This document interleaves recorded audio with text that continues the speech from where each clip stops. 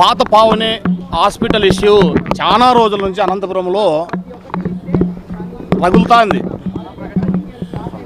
మీకు ఇంతకుముందే చెప్పాం, అనేక సమస్యలు, గలాట్లు, క్రిమినల్ కేసులు అయిన తర్వాత ఈ మధ్య కాలంలో శ్రీనివాస్ అనే వ్యక్తి దొంగచాటుగా లీజ్ అగ్రిమెంట్ ఉందని చెప్పని డిఎంహెచ్ఓ ఆఫీస్కి హాస్పిటల్ పెట్టడానికి రిజిస్ట్రేషన్కి అప్లై చేసిన టెంపరీ రిజిస్ట్రేషన్కి డిఎంహెచ్ఓ ఆఫీస్ వాళ్ళు డాక్యుమెంట్లు చూడుకోకుండా టెంపరీ రిజిస్ట్రేషన్ శాంక్షన్ చేశారు. అది తెలిసిన వెంటనే నేను కలెక్టర్ గారికి ఒక అర్జీ ఇచ్చుకున్నా.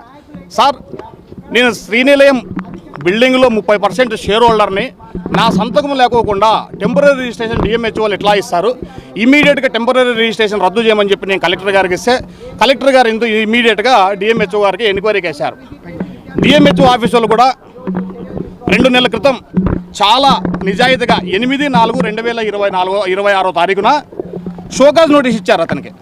అయ్యా, నువ్వు టెంపరీ రిజిస్ట్రేషన్ ఇచ్చినావు, నీ లీజ్ అగ్రిమెంట్లో 779 డోర్ నెంబర్ ఉంది, మీరు కొనిండే ప్రాపర్టీ 778. అసలు దానికి దీనికి డోర్ నెంబరే తప్పుంది. రెండోది, కింద కోర్టు కొట్టేసింది మీ లీజ్ అగ్రిమెంట్ చెల్లుబాటు కాదని చెప్పని. ఇవన్నీ దాచిపెట్టి నువ్వు మాకు టెంపరీ రిజిస్ట్రేషన్కి నువ్వు అప్లై చేశావు, దీనికి సమాధానం ఇవ్వకపోతే మేము క్యాన్సిల్ చేయకూడదని చెప్పి షోకాజ్ నోటీస్ ఇచ్చింది. ఇంతవరకు బాగుంది. ఇమీడియట్గా నేనేం చేశా, ఈ డిఎంహెచ్ఓ ఆఫీస్ వాళ్ళు షోకాజ్ నోటీస్ ఇచ్చినా కూడా హైకోర్టులో ఇమీడియట్గా నేను రిట్ వేసా. అయ్యా, టెంపరీ రిజిస్ట్రేషన్ కూడా క్యాన్సిల్ చేయండి, వాళ్ళకి లీజ్ అగ్రిమెంట్ చెల్లుబాటు కాదు అని చెప్పని. అప్పటికి ఏం జరిగింది, వాళ్ళ 3 నెలలు మే 1వ తారీఖు టెంపరీ రిజిస్ట్రేషన్ టైం అయిపోయింది.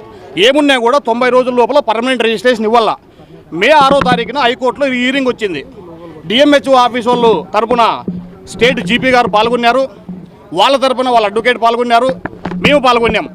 హైకోర్టు ఏం చెప్పింది, మే 6వ తారీఖున అయ్యా ఆల్రెడీ మే 1వ తారీఖే టెంపరీ రిజిస్ట్రేషన్ టైం అయిపోయింది దాని గురించి చర్చించేది ఏముంది, అసలు వ్యాలిడే కాదు ఆ రిజిస్ట్రేషను, కాబట్టి దీన్ని ఇంతటితో ముగిస్తున్నామంటే మేము అడిగినాం.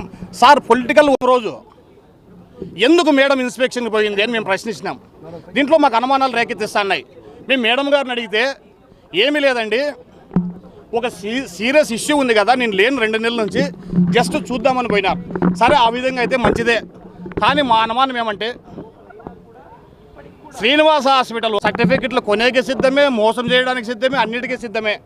విపరీతంగా పొలిటికల్ ప్రెజర్ పెడుతున్నారు, డబ్బాసే చూపిస్తున్నారు. మరి